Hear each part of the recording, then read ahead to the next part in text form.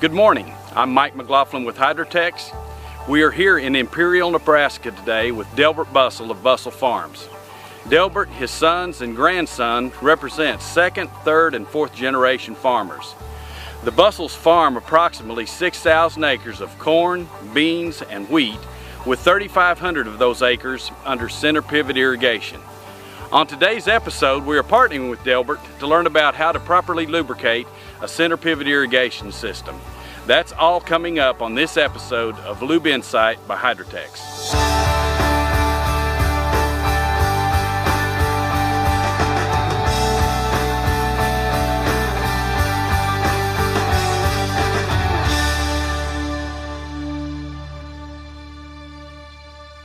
During the growing season, when one of these gearboxes go down and you know you're needing to get water on your fields, you know, downtime is obviously a critical factor. You mentioned that say if you check it at 7 o'clock and it's running, and then for some reason or other you have a gearbox that goes down or a motor that goes down and it shuts off till you check it again the next morning, that lapse in time can be a real problem.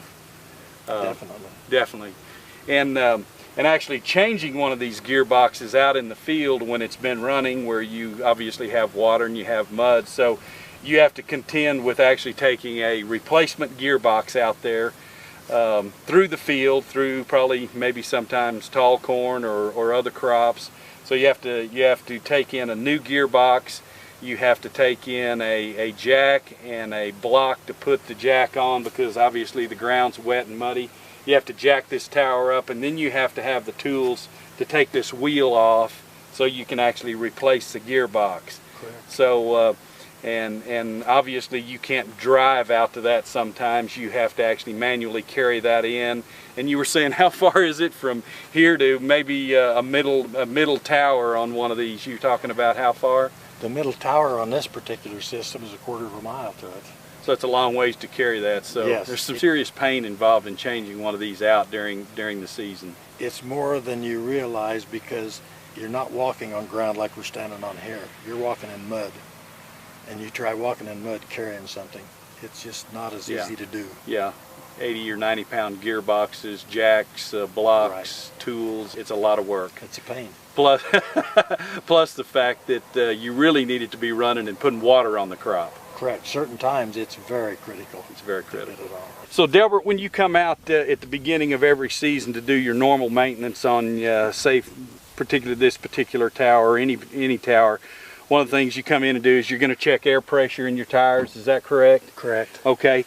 And then you explained that with the Hydrotex pivot grease, unless you see a leaky seal, you feel very confident that you don't even need to open the plugs and check fluid levels. You know it's there. You feel comfortable with that. Correct. We don't open the box up any or check the bottom. You see here on the gearbox, if it's leaking oil, it'll run down around here, if you can see right in here. But this is a seal where it'll leak out of. And if you see dirt stuck to that, you know you got a leaky seal. Okay. And there's also a seal on the other side of this gearbox. It's got a cover over it, but it's just like this. And you can also see on this center motor back here, it's the same seals here. There's one on each end of it. Okay, so we talked earlier about your drive motor here, and we still have to kind of determine what OEM specs would be, but in the past you've got a lot of your drive motors here with this gear set with the pivot grease in it also, and you're saying that takes about what, about 2 quarts? 2 quarts approximately. Yes, all of ours, we've got Hydrotex pivot grease in all of our center ones. All of your center drive units too. Yes. And you do the same thing at the beginning of the season. You come here and you're looking for you're looking for any kind of dirt buildup or checking for any kind of a leak on both sides, because there's, yes, correct? If you've got a leakage and you got much oil that's run out there and sit there all winter and the dirt's blowing, there'll be dirt buildup on it. And you can tell just walking up if you got dirt buildup in there. So that's a real telltale sign. When you walk up, when you see dirt on it, then you're going to know you've got a seal problem. Got a bad seal. Yeah. Okay. Okay. And typically these take about 2 quarts of lubricant or pivot grease, and the gearboxes take roughly about 5 quarts. Yeah. So I routinely just kind of figure about 3 gallon to a tower is what it takes, and it won't take any more than that. Okay. You'll usually have a little bit left, but that's real close. 3 gallons of pivot grease per tower. Per tower. So it's yes. really easy to figure out, you know, how much pivot grease a man would need based on the number of towers Correct. that his center pivot system has. Yes. Okay. And they're all going to be within a half a quart of each other. Okay. They're all real close.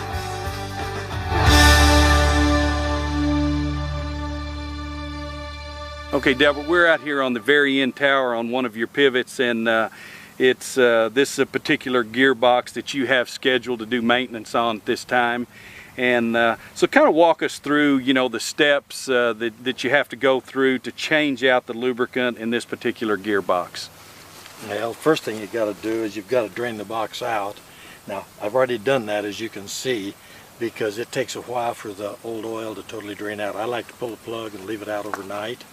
And that way you get a good drain. Get a good drain. Do you leave the plug completely out, or Yeah. do you leave it in with just tap? You leave it completely I out? just leave it completely out. Okay. Now, if you're in the sandy ground and you get wind, you maybe should pull the plug out and let a good portion of it get out right away, and put it in loose maybe so it can still drip out. Because what you do not want to do is have that plug out and have wind come up in the sand and whip sand up into that box. Okay, so Delbert, on this particular gearbox, this is a new box, so you're doing that first year change on it, and OEMs require that you run a gear oil in it the first season to get the rough edges off of the gears and to get those metal parts and pieces and any debris that's in there, to get that out after that first season before you start the second season with fresh lubrication. Is that correct? Correct. And right now you've still just got it loose enough to where you can... loose so dirt wouldn't get in it. There Right. might be a drop come out of it, but not very much. So even after draining it overnight, you can still see there's just a little bit of gear lubricant still coming out of it. Yeah. Okay. One thing you might want to see, that's what come out of it in 1 year. And that was what? That was brand new oil. So you can see that this gear oil is really it's gotten real thick, and there's a lot of gunk, a lot of sludge in it, even after one season. So you can see that the OEM is making the right recommendation. They want that gear lubricant out of there to get that sludge and get those particles that were in that gearbox out after the first year. It's a farmer's advantage to drain that after the first year for the longevity of your box, to get the filings out of it. To get the filings out of it. To me, it's just a no-brainer. You change them at the end of the first year, and whatever you go back with, I recommend the Hydrotex, but you go back with new oil. Okay. The bottom line is this gearbox has been on 1 year. For basically 1 year, which is what the OEM so you're doing what the OEM recommends, and that's draining the gear oil that came factory filled in it, so you can get fresh lubricant in there beginning of its typical second season. Correct. We just got a 55-gallon here that I'm going to fill this box with. This is the end I use to fill out of the bottom, because you just turn it over and stick it up under the bottom, turn this valve on here. Now, this is an air pump in there. I got to hook the air hose up to it, and then you turn the air hose on, and you walk under there, you turn the valve, you fill it, you shut the valve back off, and go to the next gearbox, throw it in your pickup, and go on to the next one. And you're going to be filling these gearboxes from the bottom, so you've got a special tip made here. What did you do there? Because that looks like a cut-off valve stem is what it looks like. That's exactly what it is. And that's the best thing I can find, because they're tapered, they're sturdy, and they take it. Okay. I've tried pieces of foam, I've tried lots of different things, and you get leakage coming out and you got a mess. These fit up in there real good. Okay, and really for obvious reason, you've got your fill curved, so it's easier to get on that bottom on that bottom. Yeah, you got to have a curve, because you curl underneath there. You're sitting like this. You stick that up. You're holding it up there, and you have to keep pressure on there. Yes. While you're putting this in. Yes. Typically, with this setup, what kind of pump do you have here? You can't just take any oil pump. You've got to have what they call as a grease pump. It's got so this is a grease pump. Yes. Okay. To pump this viscosity and this thickness of product. Okay. A regular oil pump will not do it. Will not do it. So they actually need a grease pump if they're going to pump it with a with an air setup system. Yes. out of a drum.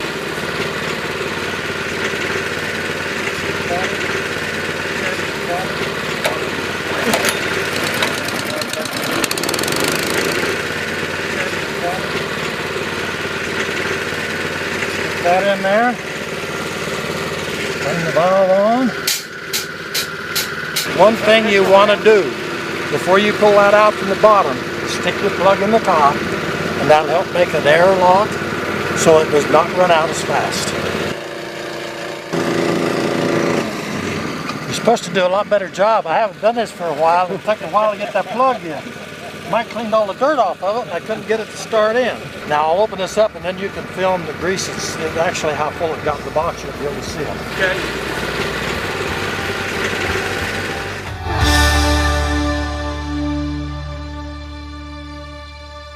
You know what causes the seals to go out, and we know it's typically seals don't crack and dry out or break or wear out from the outside in. It's from the inside out. And when you go in with just a conventional gear lubricant or a non-synthetic or not a high quality gear oil, you're going to have the presence of some sulfur in that oil, in that base oil.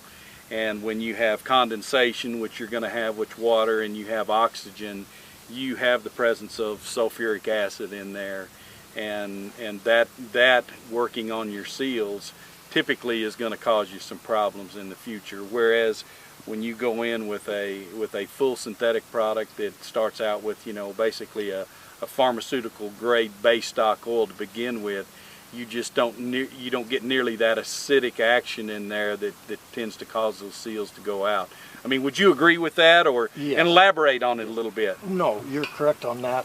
You could have a seal go out though, because I was just figuring up the other day. Half of our systems are 1980 systems. What are those, 30-some years old? You will have a seal that in 30-some years, just normal age, way, yes, just age can go out. So that's why we look to see. But if we just don't have any problems with that, I mean, yeah, you might find one or two, but it's just normal for a 35-year-old system to have a seal start to leak.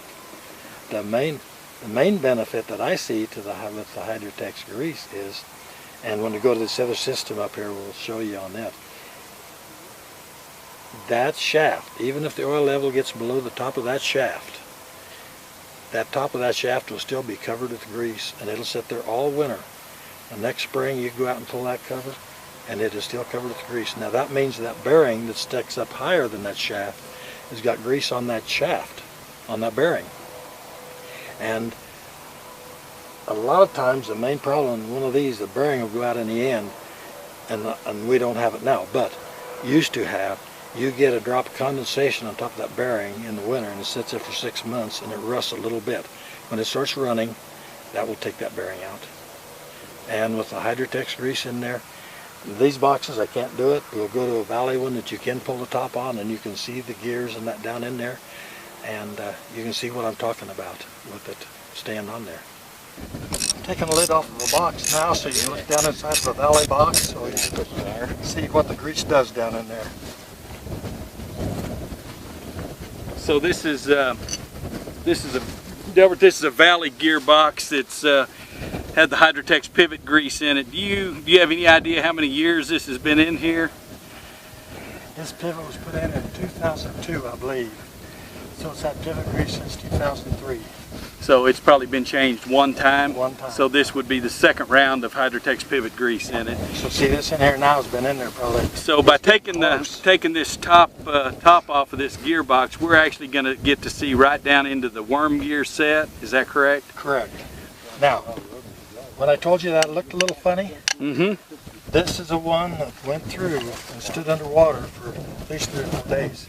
I'm saying water was up over the tires on it, and it's set in the lagoon. Oh, this is a good shot here. Yeah. This is a good shot here. Look at this, guys. This is a great shot right here. You see the drops of water in there. You can actually see the condensation in there, but you can actually see the pivot grease still has that top worm gear big difference. coated. So even with moisture in there, we don't have corrosion and all that going on. If you were doing maintenance, if for some reason you were doing maintenance on this gearbox here at the beginning of the season, and you open this up and you saw what you see right now, would you be alarmed that you have wear going on in there, or do you feel pretty comfortable with what you see there, Delbert? I don't think there's any wear. I don't think it's hurt anything. I think this system is probably in line for this fall to be totally changed. Okay. And we haven't looked at it since we changed it before. So we're talking about somewhere in the neighborhood of, you know, maybe 5 or 6 years since you've even pulled this cover off and took a look in there. Yeah, 5 So, or 6 years. so it gives you a warm, fuzzy feeling that you can look down in there and not see any exposed metal. What's got that in there is because of the water, sitting in the water, underwater for Yeah, this is, at we have least, to remember this is at least 3 or 4 days. this is the tower that went underwater in the lagoon. Yeah, it went swimming for a while. So that might have some reason that this is a little bit more discolored than some of them. It might have sat in there a week before we got it out again. I don't know. Yeah. You know, that was too many years ago. That sucker. But that's why this gearbox looks this way. Normally, you won't see any look like that. But this one I thought was a good one to show you guys. Oh, absolutely, absolutely. You know, even with the lubricant level being probably a little bit lower than you would like to see it, you still feel comfortable though that that the pivot grease is in there. The Hydrotex pivot grease that's in there is continually keeping those that gear set up, Right. you know, It's completely covered coated. with oil. It's Covered completely with oil. coated with lubricant. Yeah.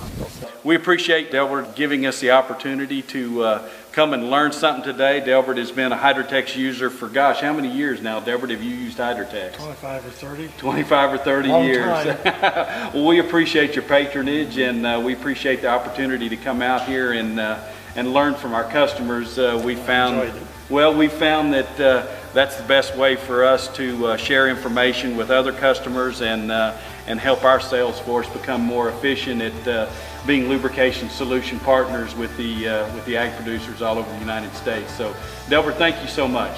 Well, I enjoyed having all you guys out and meeting all the guys, and it was a fun time.